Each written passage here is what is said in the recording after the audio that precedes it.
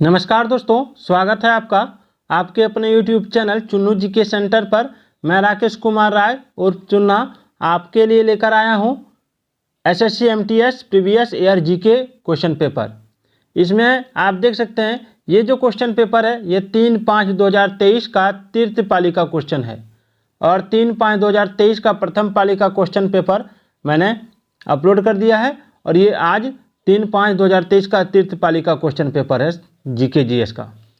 तो पहला सवाल कि वर्ष 2011 की जनगणना के अनुसार वर्ष 2001 और 11 के बीच किस केंद्र शासित प्रदेश की 10 की जनसंख्या वृद्धि दर सबसे अधिक है। यानी जब 2011 की जनगणना की गई तो उस समय 2001 और 2011 के बीच किस केंद्र शासित प्रदेश की 10 की जनसंख्या वृद्धि दर सबसे अधिक है। तो देखिए इसका आंसर हो जाएगा दादर और नगर हवेली, दादर और नगर हवेली।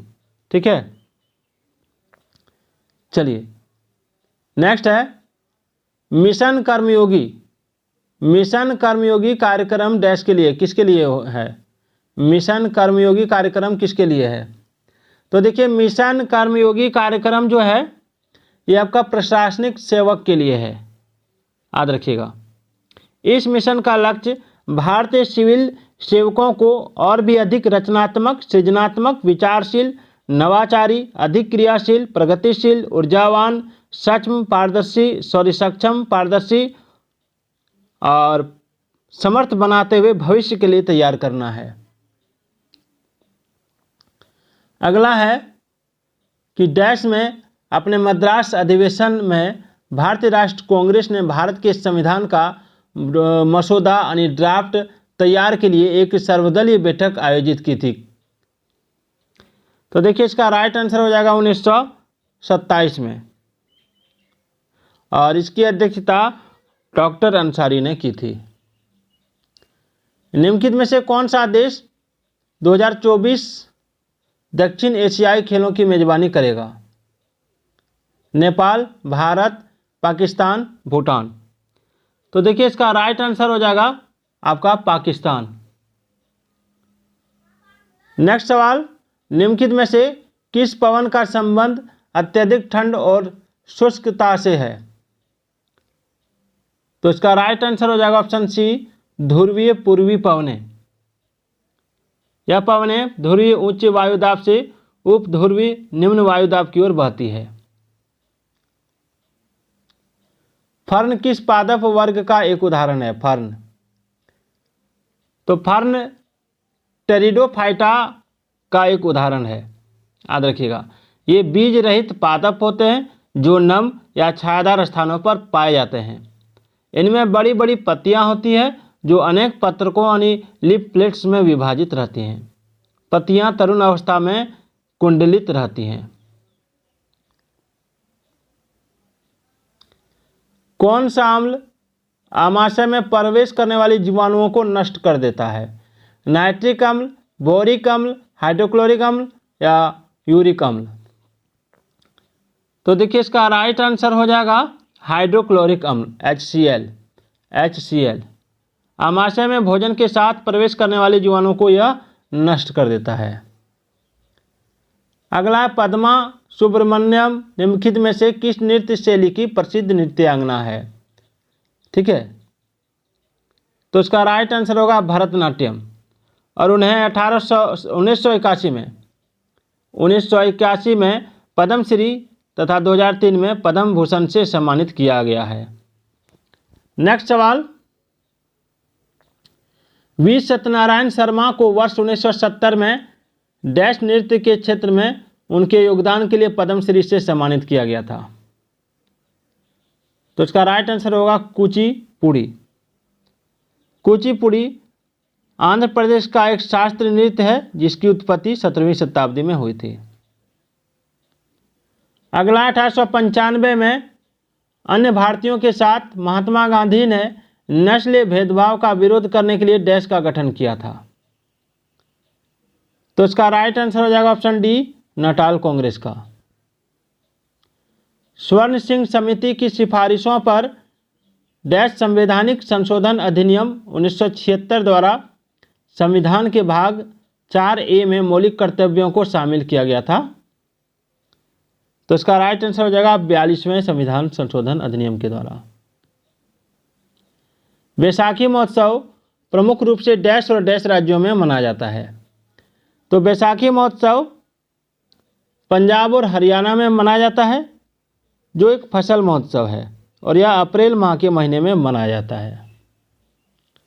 अगला है, अंतरराज्य परिषद में भारत के प्रधानमंत्री द्वारा मनोनीत केंद्रीय मंत्री परिषद में केंद्र के डैश मंत्री होते हैं?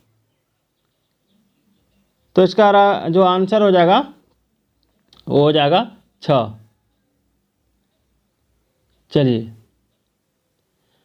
India's struggle for independence dash द्वारा लिखी गई उल्लेखनीय पुस्तकों में से एक है?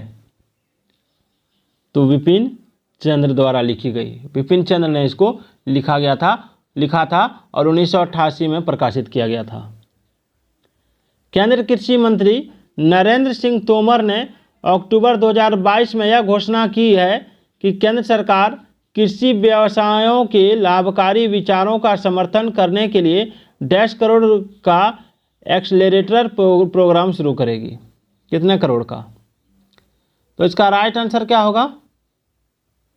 ऑप्शन सी, 500 रुपये का, 500 करोड़ रुपए का।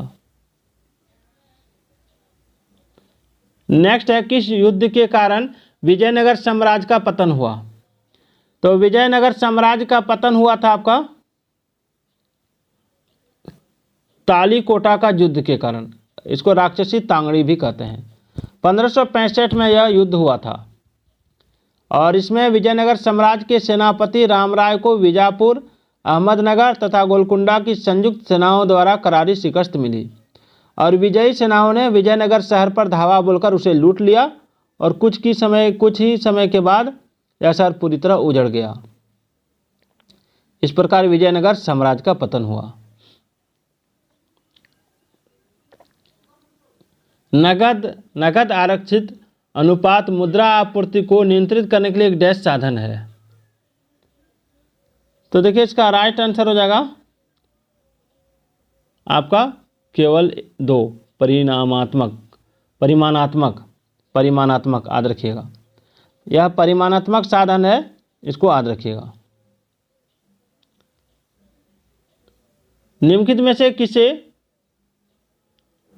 वर्ष 2001 में भारत रत्न से सम्मानित किया गया था, जिन्हें शहनाई को विवाह मंडप से कंसर्ट हॉल तक ले जाने का श्रेय भी दिया जाता है? तो बिस्मिल्लाह खान 2001 में इन्हें भारत रत्न से सम्मानित किया गया था। नेक्स्ट है, चंद्रगुप्त मौर्य के दरबार में यूनानी राजा सेल्यूकस निकेटर का राजदूत कौन था? तो इसका राइट आंसर हो जाएगा आपका मेगास्थनीज। और मेगास्थनीज ने एक पुस्तक लिखी है जिसका नाम इंडिका है। क्या है? इंडिका, याद रखिएगा।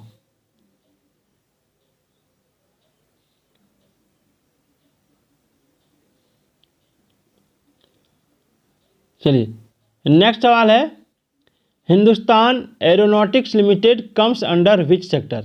यानी हिंदुस्तान एरोनॉटिक्स लिमिटेड किस क्षेत्र के अंतर्गत आता है? तो ये आएगा आपका पब्लिक सेक्टर के अंतर्गत। ठीक है, याद रखिएगा। और यह एक भारतीय एरोस्पेस और रक्षा कंपनी है जिसका मुख्यालय बंगलुरु में स्थित है और इसकी स्थापना 1940 में हुई थी। कब हुई थी? 1940 में। अगला, नेपाल भारत के निम्नलिखित में से किस राज्य के साथ अपनी सीमा साझा नहीं करता है? तो नेपाल भारत के मणिपुर राज्य से अपनी सीमा साझा नहीं करता है। मणिपुर से, पश्चिम बंगाल से करता है, बिहार से करता है, सिक्किम से करता है, लेकिन मणिपुर से नहीं करता है। अगला है, कोनेरू हम्पी निम्नलिखित में से किस खेल से संबंधित है? कोनेरू हम्पी आपका ऑप्शन है शतरंज, क्रिकेट, मुक्केबाजी, बैडमिंटन। तो देखिए, इसका राइट आंसर हो जाएगा ऑप्शन ए, शतरंज। कोनेरू हम्पी शतरंज खेल से संबंधित है। ठीक है, और 2002 में वह ग्रैंड मास्टर का खिताब हासिल करने वाली सबसे कम उम्र की महिला बन गई। और उन्हें 2003 में अर्जुन पुरस्कार से तथा 2007 में पद्मश्री पुरस्कार से सम्मानित किया गया था। निम्न में से कौन सी भारतीय प्रायद्वीप की तीसरी सबसे बड़ी और उड़ीसा राज्य की सबसे बड़ी नदी है? तो इसका राइट आंसर होगा महानदी। महानदी भारतीय प्रायद्वीप की तीसरी सबसे बड़ी और उड़ीसा राज्य की सबसे बड़ी नदी है और यह नदी छत्तीसगढ़ के रायपुर जिले में सिहावा के निकट अमरकंटक पठार से निकलती है और प्रवाहित होते हुए उड़ीसा में कटक के निकट बंगाल की खाड़ी में जाकर गिरती है और इस नदी की लंबाई 851 किलोमीटर है, याद रखिएगा। अगला है महाबलीपुरम स्मारक डैश वंश स्थापत्य कला शैली में बनाए गए थे? तो देखिए इसका राइट आंसर हो जाएगा आपका ऑप्शन सी, पल्लव वंश स्थापत्य कला, जो 7वीं 8वीं शताब्दी में कोरोमंडल तट के निकट चट्टानों को काटकर बनाया गया था। न्यूटन के गति के प्रथम नियम को डैश भी कहते हैं? तो जड़ता का नियम, लॉ ऑफ इनर्शिया। क्यों? क्योंकि जड़ता किसी वस्तु की विशेषता है जिसके कारण वह स्थिर या गति में होने की प्रवृत्ति रखती है। तो दोस्तों आज का ये टॉपिक कैसा लगा कमेंट जरूर कीजिएगा।